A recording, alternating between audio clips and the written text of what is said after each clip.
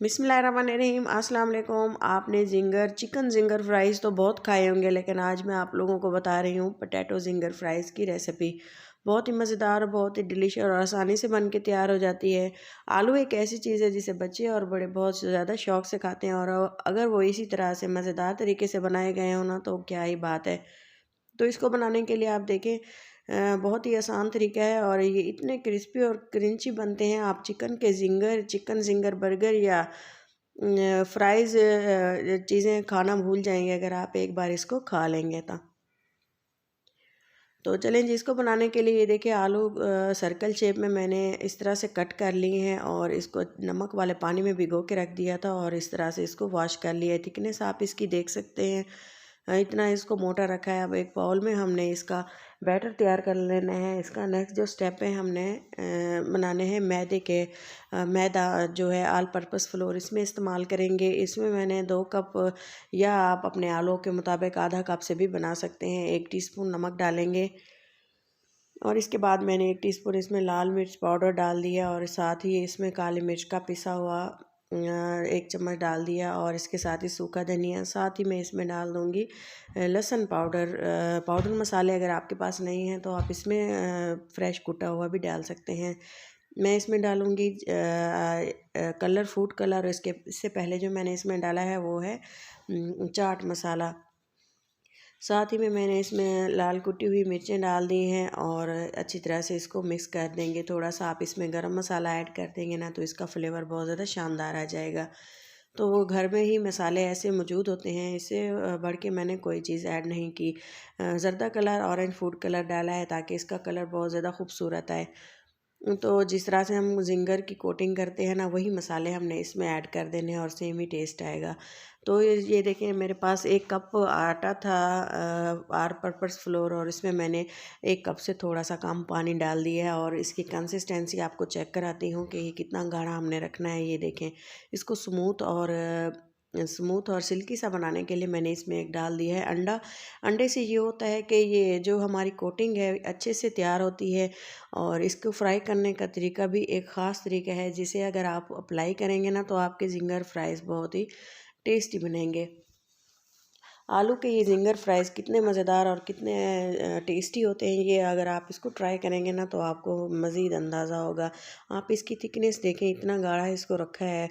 इसको पतला नहीं रखना, वरना ये जो है ऐसे टिक्कियों से उतर जाएगा, आलू के जो हमने कतलियाँ काट के रखी हुई हैं।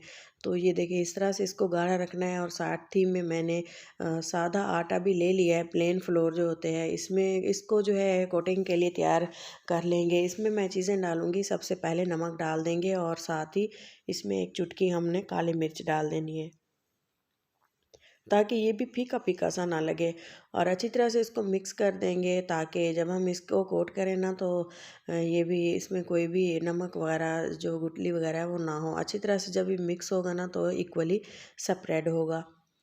तो ये देखिए, आलू हमने इसमें डाल देने हैं 2 से 3। और सबसे पहले ये देखें, इस तरह से हमने एक आलू लेना है, 2-3 इसमें डिप कर दें आटे में और निकाल के हमने ड्राई आटे में डाल देने हैं। जैसा कि आप देख रहे हैं, हमने इसको निकाल के जब ये अच्छे से कोट हो जाएगा ना, ये देखें, इस तरह से हमने इसको निकाल के डाल देना है ड्राई आटे में। और इसकी सबसे पहले हमने 2 से 3 निकाल लेने हैं और इस तरह से रख देने हैं।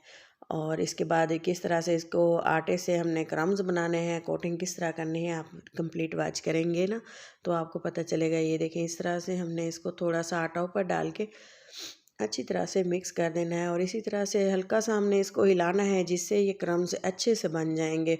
और वहाँ से मैंने ऑयल को गर्म होने के लिए रखा हुआ है। जो ही ऑयल गर्म होता है, हमने उसमें ये डाल देने हैं। आप देख सकते हैं क्रम्स कितने अच्छे से तैयार हो चुके हैं। और इसी तरह से हमने बाकी सारे बना लेने हैं और फ्राई कर लेना है।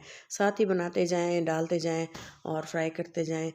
और ये देखें, कितने शानदार से क्रम्स बिल्कुल तैयार हो चुके हैं। आप भी इसी तरह से बनाइएगा और सेम इसी तरह से आपकी पोटैटो जिंगर फ्राइज़ बहुत ही अच्छे से तैयार होंगे। ऑयल को गर्म होते हुए कुछ टाइम हो चुका है और अच्छे से गर्म हो चुका है। अब हमने इसमें डाल देने हैं ये जो हमारे कोट किए हुए फ्राइज़ हैं। तो चलें जी इसको फ्राई करते हैं। फ्राई करने के लिए इसको 5 से 6 मिनट हल्की आंच पे पहले हाई फ्लेम पे इसको पकाना है, ताकि इसके जो क्रम्स हैं वो टूट ना जाएं, उतर ना जाएं इससे। तो फ्लेम को हाई रखना है और उसके बाद फ्लेम को हमने हल्का कर देना है। जब इसकी दूसरी साइड हम चेंज करेंगे ना, तो उसके बाद हमने फ्लेम को हल्का कर देना है। इससे ये होगा कि इसके क्रम्स भी बिल्कुल भी नहीं उतरेंगे और टूटेंगे नहीं। तो इसके बाद 5 से 6 मिनट इसको पकाना है हल्की आंच पे। और ये देखें अच्छे से कुक हो चुके हैं, कोटिंग भी बिल्कुल भी नहीं उतरी और क्रम्स आप देख सकते हैं कितने शानदार हैं, क्रिस्पी से। और सर्दियों का मौसम है, बहुत ही मज़ेदार सी यमी सी चीज़, फ्रेश खाने को दिल करता है कोई स्नैक्स तो आप ये बनाएं। इसको आप घर में रायते के साथ, चटनी के साथ और इसको आप केचप के साथ भी खा सकते हैं। उम्मीद है वीडियो पसंद आई होगी। वीडियो पसंद आए तो ज़रूर लाइक करें, चैनल को सब्सक्राइब कर दें और इसे अपनों के साथ शेयर करना बिल्कुल ना भूलें। और इसी तरह की मज़ेदार सी रेसिपीज़ देखने के लिए मेरे चैनल देसी फूड इंस्पिरेशन पे विज़िट करें। तो ये देखें जी फाइनल लुक है, उम्मीद है ज़रूर पसंद आएगी। इसी तरह से आप इसको केचप के साथ मैंने इसको सर्व किया।